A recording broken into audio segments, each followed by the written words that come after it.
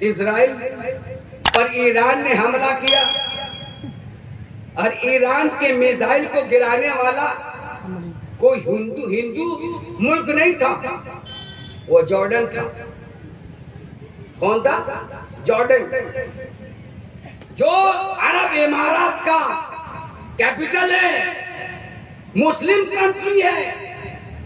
اس نے اپنے بھائیوں سے بغاوت کی اور وہ یہودی جو اسرائیلی جو ہمارے مسجد اقصی پر قبضہ کرنا چاہ رہے اس کا ساتھ دیا، تو ساتھ دینے کا انجام اسے بھگتنا پڑے گا، اسے بھگتنا پڑے گا۔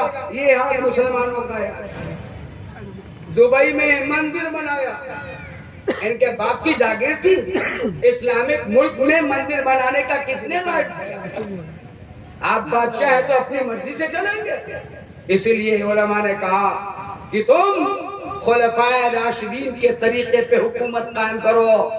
جب خلفائے راشدین کا طریقہ ہوگا تو جتنے یہ موالی گنڈے بدماش ہیں نا، سب کا خاتمہ ہو جائے گا۔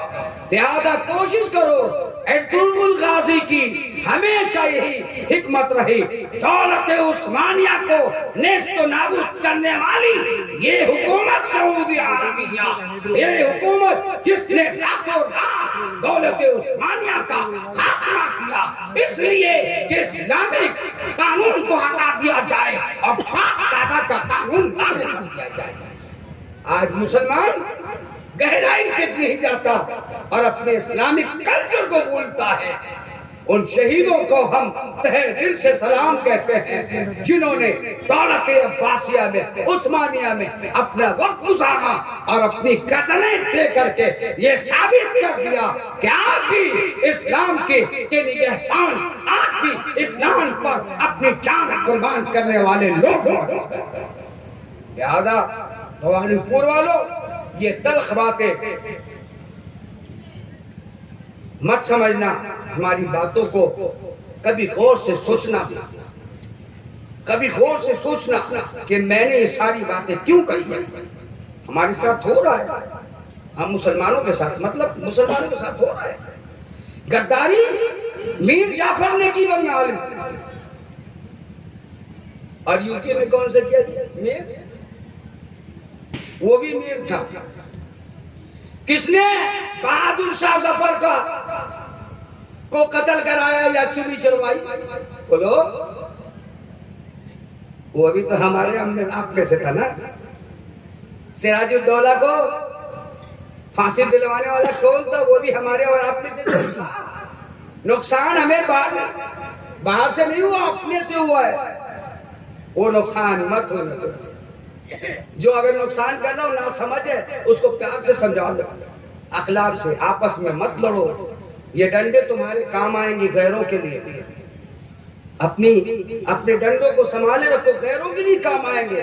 اسلام کی محافظت کے لیے تیار رکھو، اسلام ناموس رسالت کے لیے تیار رکھو، مساجد اور مدارس کے لیے تیار رکھو، خانقاہوں اور مقابر کی حفاظت کے لیے تیار رکھو۔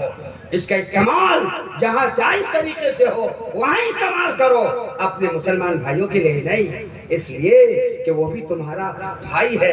نبی کونین صلی اللہ علیہ وسلم نے ہمارے اور آپ میں برادری بانٹی ہے۔ مکہ والے آئے تھے نا، اپنے مال، بیویاں، اولاد چھوڑ کر آئے مدینہ، کس لیے؟ اسلام اور رسول سے محبت کے لیے۔ نبی نے اعلان فرمایا، مہاجرین ہیں، تم انصار ہو، تم انصاری ہو۔ اب وہ ہجرت کر کے آئے، مدینہ والے انصاری ہوئے اور مکہ والے مہاجر ہوئے، لہذا تمہارے پاس اگر 1 بیگھہ زمین ہے تو 10 کٹھا زمین اپنے مہاجر بھائیوں کو دے دو۔ 2 بیٹے ہیں، 1 بیٹا ان کو دے دو۔ 2 بیویاں ہیں، 1 بیوی ان کو دے دو۔ 2 روپے ہیں، 1 روپے اپنے بھائی کو دے دو۔ آج سے تم آپس میں ایک دوسرے کے بھائی۔ نبی ہمیں اور آپ کو بھائی بنا دے اور آپ ہم کو جدا کرتے۔